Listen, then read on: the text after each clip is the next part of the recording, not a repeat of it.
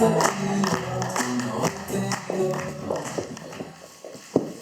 the change you wish to see. Since I came across this quote as a teenager, it has stuck by me, and it's guiding my life ever since. Be the change you wish to see. Tonight, I want to bring that quote to life for all of you too, by sharing you what drives me, what holds me back, and what I learned from it to guide me in my life. But I must be honest. At first, I had my doubts whether to speak to you about the subject of change and activism. Until now, I speak more on rational or medical issues, and this talk is totally different than anything I've done before. And I was doubting whether it was my place to go up and step up and speak here about this. So before I start, I want to share a beautiful idea with you, which helped me to step up and speak up. The Jewish tradition recognizes two seemingly contradicting statements. On the one hand, it says, Afar ve'efer ani, I am nothing but dust and ashes. On the other hand, it says, Bishvili nevra olam, to me, the world was created. So how can these both be true? A Hasidic leader once advised that everyone should keep these two sayings in their pockets, one in each, and take out whatever one is applicable. Because both are true, but they're applicable in different situations. Let me give you an example. The saying, I am nothing but dust and ashes, doesn't mean you're dust, and must certainly not mean that you're worth nothing. But it tries to make you realize that not everything is about you, to consider others too, to be humble. For instance, when you worked hard to get a promotion and in the end your colleague is ending up getting it, it can be very frustrating. But consider, although you worked hard, others made it too. And it's just not all about you. It's about the broader context of life. Just so the other sentence, the world was made for me, applies in different situations. Like now. When I was doubting to be the one to speak to you tonight about this specific subject, it's the perfect time for me to take out this note. I am driven and motivated by the subject. I am trying very hard to live up to it in all different areas of my life. So this saying told me I am worthy to stand up here and speak up. And even when my talk influences only one person tonight, as the Mishnah says, whoever saves one life saves the entire world. Even then, it has already been worth it, and indeed, the world was made for me. As Rav Breslov said, the day you were born is the day Hashem decided that the universe was missing you. Let us sink in for a moment. This tells you that you're here for a reason. That each and every one of you is supposed to be here and is here for a reason.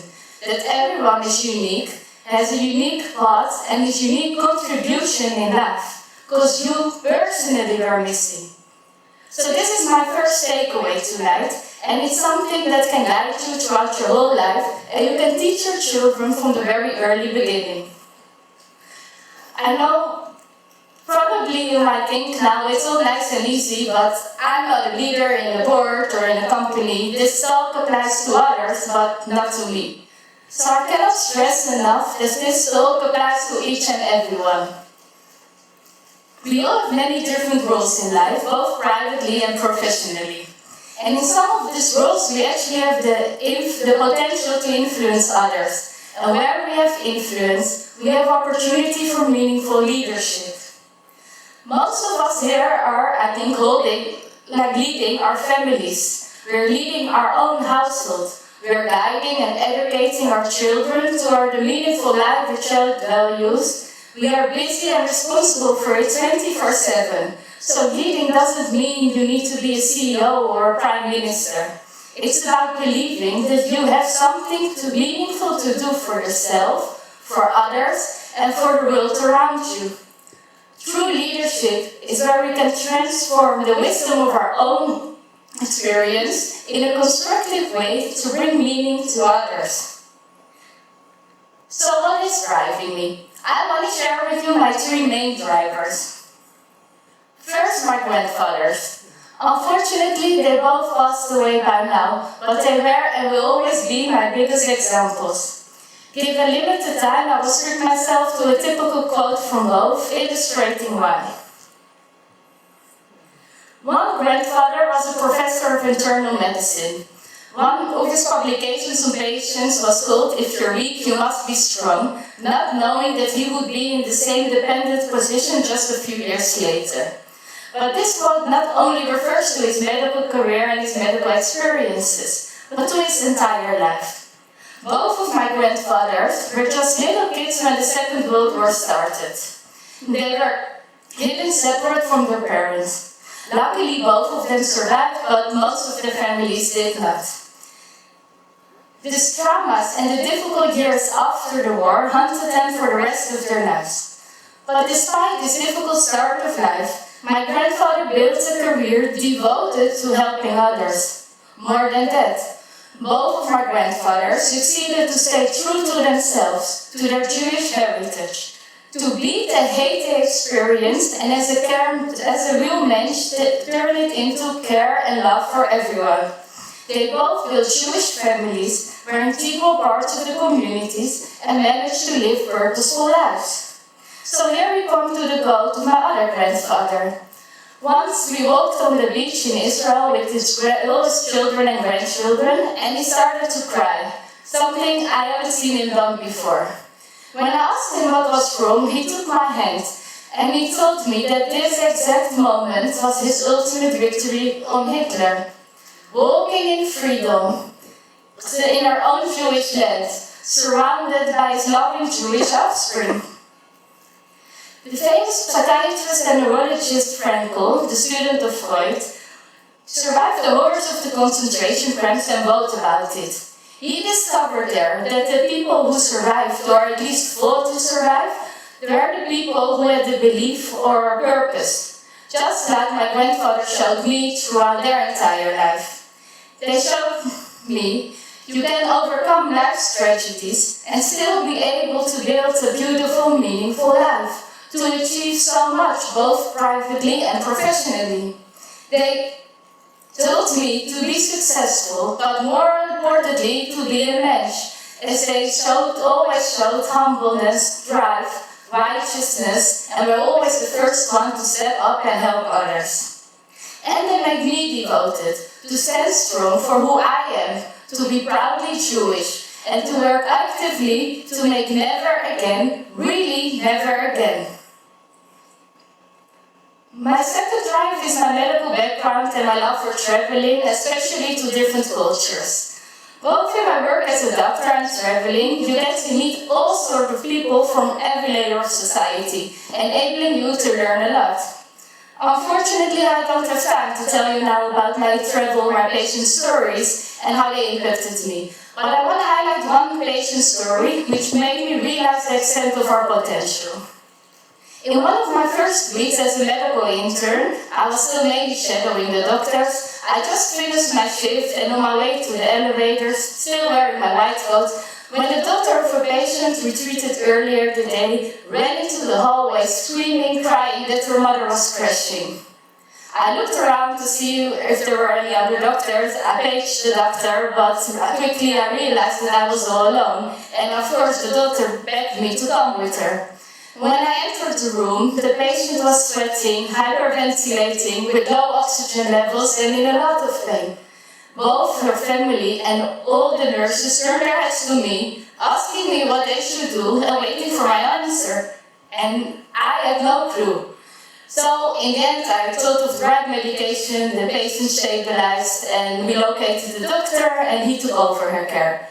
But in that very moment before, all their hope was on me, and only on me. I was the only one who was able to help the patient, their mother.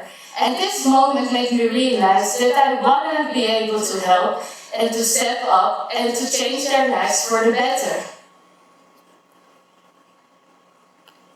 My last drive is my son Meir. We all want our kids to grow up in the best or safest world possible, and every tiny contribution to that counts. But besides that, we're leading our children mainly by example. and are copying everything we do. For me, it's important to show me here, to be active and ambitious, to work for what you want, and to always consider and help others. And how could he learn this better than by seeing me doing it? Of course, I'm not always the best example. Sometimes I'm tired from the broken nights, or I'm fed up arguing with him, and that's okay too, because ultimately we're humans, and also this you should learn. But whenever I do have the time and energy, I try to lead by example all the values that are important to me and to him. So where does this all take us? Of course, being moderated and driven doesn't mean it's easy to be a leader or to fight for change. As with everything, there are obstacles coming with it. The three biggest challenges I face are making choices, saying no, balancing life, and facing criticism. Making choices and saying no is something I still struggle with every day. I can't say no, and I like to do so many things that it's hard for me to choose.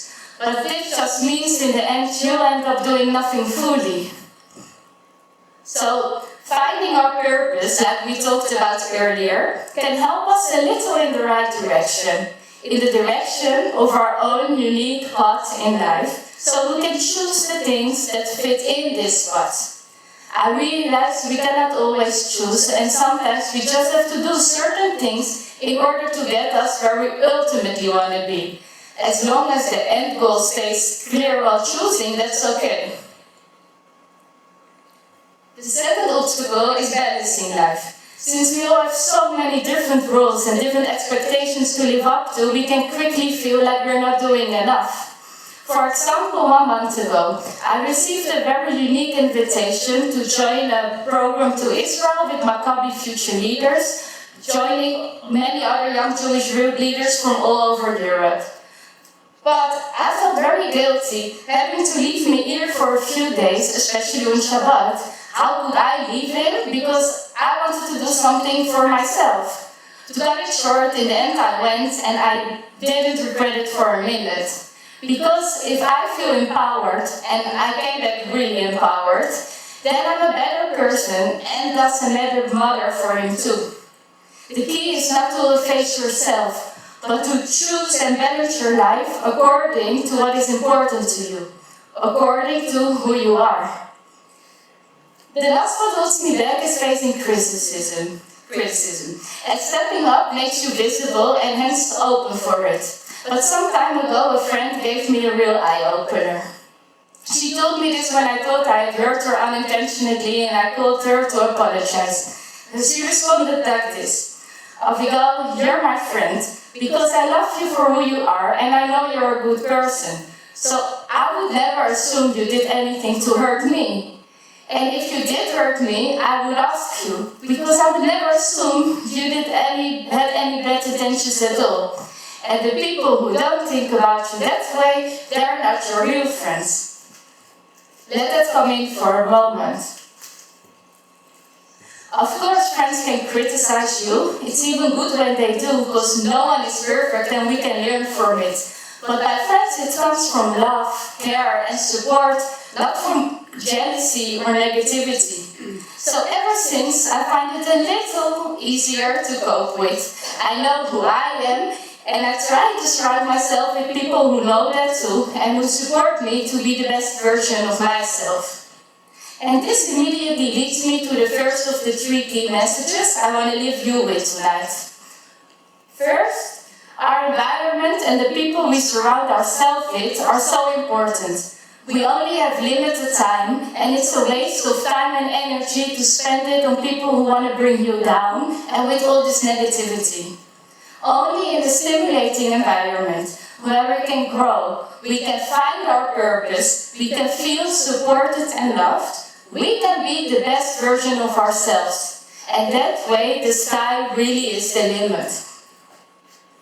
Second, focus on change in different areas of your life, both privately and professionally. By being that mensch we talked about, by being open to the world around you and all the people in it, by realizing both the 2 contradicting statements from the beginning of the talk, we can be the light to ourselves as well as to others. In the goodie bag on your chair, you'll find a flyer in which I explained why this is specifically true for women, and I invite you to read it later. And finally, don't be afraid to start. Just start by taking small steps, because a small step for you can be huge for others. I want to finish with a final example, bringing it all together. When I was 20, I volunteered in a hospital in Kathmandu, Nepal. It was an amazing time, and I was astonished to see how they treated patients with the bare minimum of instruments and hygiene. A few weeks after I returned home, Nepal suffered from a huge earthquake, destroying the whole city, every place I'd just been, and killing thousands. Knowing the already difficult circumstances the hospital was in before the earthquake, I couldn't even start to imagine how bad it would be there now. The doctor told me that they didn't receive any money from the government and they were seriously lacking blankets, medicine, and actually all essentials to treat patients. So I decided to raise money and send it directly to the doctor to this hospital. In the end, I fundraised €5,000, but honestly, I was quite embarrassed. 1,000 children were homeless, everything was destroyed. What would they possibly change with only €5,000? But of course I sent it anyway, and the doctor couldn't be happier. For weeks he sent me pictures and stories of the many children he treated with the money. So don't be afraid to start. Start small, because even the smallest change can be used for someone else and can be the start of something big. It's not about counting your actions, it's about making your actions count. Or, mag niet uitlasten, or, as I started, be the change you wish to see. Thank you.